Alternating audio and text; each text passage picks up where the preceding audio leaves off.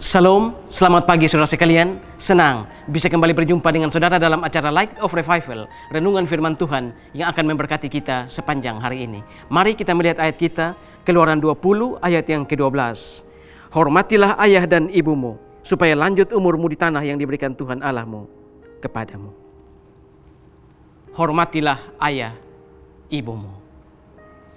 Kita saat ini kita hidup di zaman di mana rasa hormat kepada orang tua tidak ada sama sekali. Kita hidup di zaman di mana kita sering berkata kasar kepada orang tua. Di zaman di mana kita tidak mau lagi merawat orang tua, apalagi kalau orang tua berada dalam keadaan sakit dan membutuhkan perawatan kita. Kita merasa sibuk, kita merasa kita tidak punya waktu untuk merawat mereka. Tetapi saudara-saudara, di sini ayat kita tadi Tuhan memberikan perintah, hormatilah ayah dan ibumu. Tuhan sangat serius dengan perintah ini.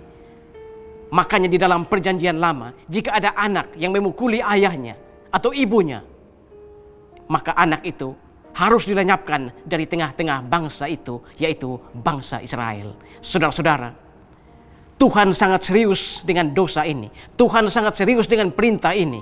Makanya Tuhan tidak akan membiarkan anak-anak yang melawan orang tua, kurang ajar terhadap orang tua.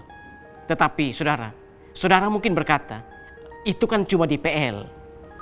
Saudara, di dalam Yohanes 19 ayat yang ke-26, Tuhan Yesus ketika dia ada di atas kayu salib, dia saat itu hampir mati, tapi dia masih ingat, kalau dia mati nanti, bagaimana nasib ibunya.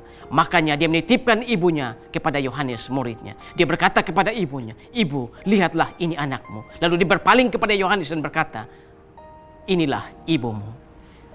Walaupun dia ada dalam keadaan yang begitu sekarat, dia hampir mati, tapi dia masih memikirkan ibunya. Kalau dia mati nanti, bagaimana ibunya? Tuhan Yesus memberikan teladan yang luar biasa kepada kita. Ketika dia hampir mati, dia masih ingat kepada orang tuanya. Kita saat ini, di zaman seperti ini, orang tua mau mati pun kita tidak peduli. Di dalam Efesus 6 ayat yang pertama, Paulus juga memberikan pesan, "Hai anak-anak, taatilah orang tuamu." Tentu saja saudara-saudara, taat orang tua tidak berarti taat secara mutlak. Artinya, jika orang tua memberikan perintah yang bertentangan dengan firman Tuhan, kita tidak boleh taat kepada orang tua.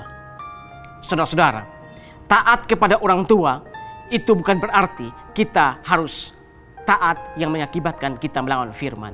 Tuhan serius dengan perintah ini karena ada penafsir yang mengatakan bahwa perintah ini, perintah menghormati ayah dan ibu, perintah kelima ini adalah jembatan untuk hukum yang pertama sampai hukum yang keempat. Karena tidak mungkin kita bisa menghormati Allah yang tidak kelihatan, sementara kita tidak bisa menghormati ayah dan ibu kita yang kelihatan.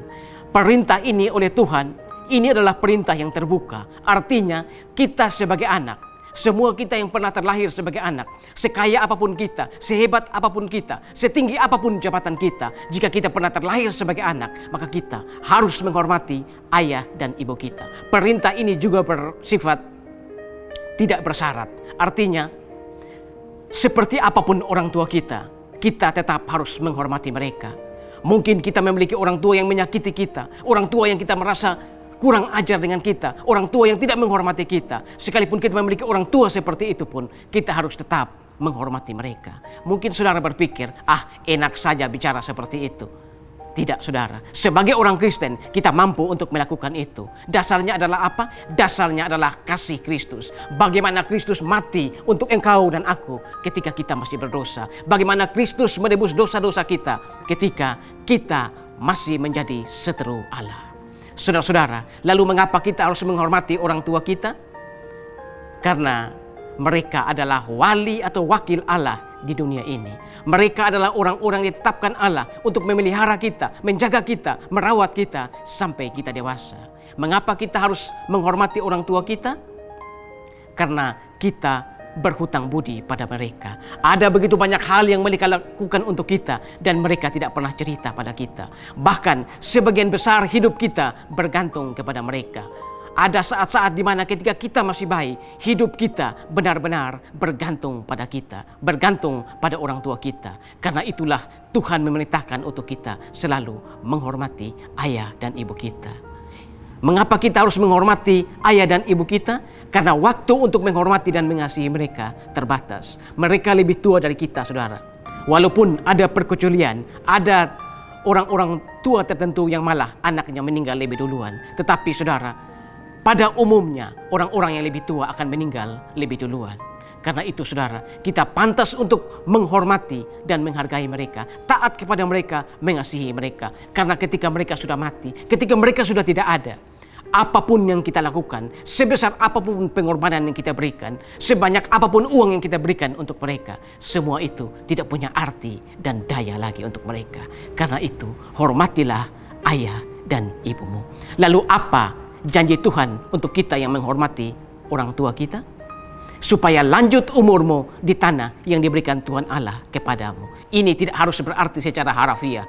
Ini tidak harus berarti secara kronologis. Tapi ini bisa juga berarti kita akan diberkati. Kita akan disertai Tuhan. Berkat tidak melulu harus berkat jasmani. Kita bisa diberkati secara rohani, yaitu disertai Tuhan dan diberi kebahagiaan dan damai sejahtera. Saudara-saudara, orang sering mencari kebahagiaan di mana-mana. Naik ke gunung, turun ke lembah, masuk ke jurang untuk mencari damai sejahtera. Tapi damai sejahtera itu tidak ada, tidak ditemukan. Padahal damai sejahtera itu, kebahagiaan, penyertaan Tuhan, berkat Tuhan ada dalam rumah sendiri.